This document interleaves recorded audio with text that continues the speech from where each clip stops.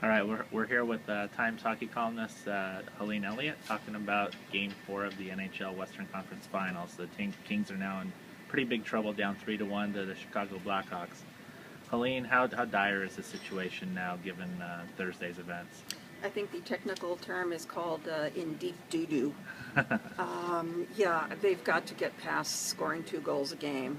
It's become a labor to score 2 goals a game, and against a team like the Blackhawks, that's not going to be enough, particularly when the Kings are making enough mistakes, bad line changes, neutral zone turnovers that the Blackhawks are pouncing on. And another worrisome thing for the Kings, actually, is that Patrick Kane seemed to wake up. He'd been very quiet early in the series, and now he seems to have come to life, and that could be a very bad thing for the Kings. Why? I mean, you've been watching these games. Why it seems Chicago is beating the Kings in transition. They're being so successful and limiting the amount of shots the Kings are able to take on goal. Why is this happening? The Chicago Blackhawks are a very good team. People always look at it and go, "What's wrong with the Kings?" I think you have to also look at what's right with the Blackhawks, and they have the top record in the league this season, and it wasn't an accident. They have 4 lines that they roll. There are 4 lines that have distinct roles and personalities and talents, and the Kings have yet to find a way to stop Brian Bickle. That would be a good idea to start with, and there's just so much coming at the Kings, and the style that they play, the physical style, I think is carried them this far, but it's hurt. They're all hurting now, and that kind of physical style that's given them all these bruises and bumps and soreness may keep them from going any further. How can they get back into the series? They have to be flawless defensively. I talked to Drew Doughty, and he was saying, 2 goals will be enough when we play well. Yeah. But we didn't play well enough tonight, is what he said. And he's right. They've won some 2-1 games. They've won a 1-0 game, for goodness sake.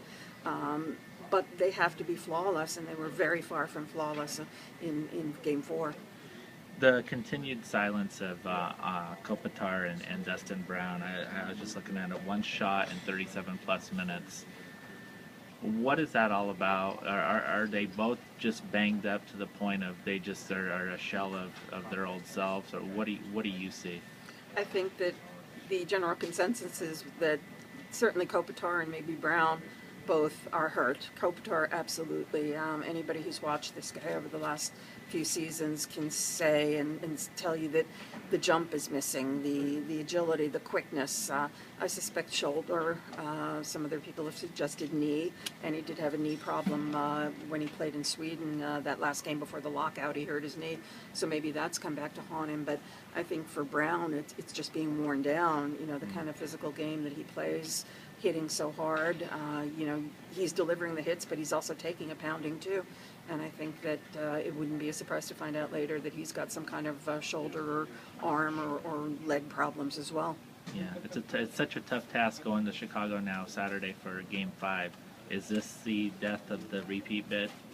It could very well be. Again, Patrick Kane came to life, and that's a bad omen for the Kings. But the Kings have faced some adversity along the way here. They were down 2-0 to St. Louis and came back and won 4 in a row. They won a 7th game against San Jose, a very good team. That was a very close matchup.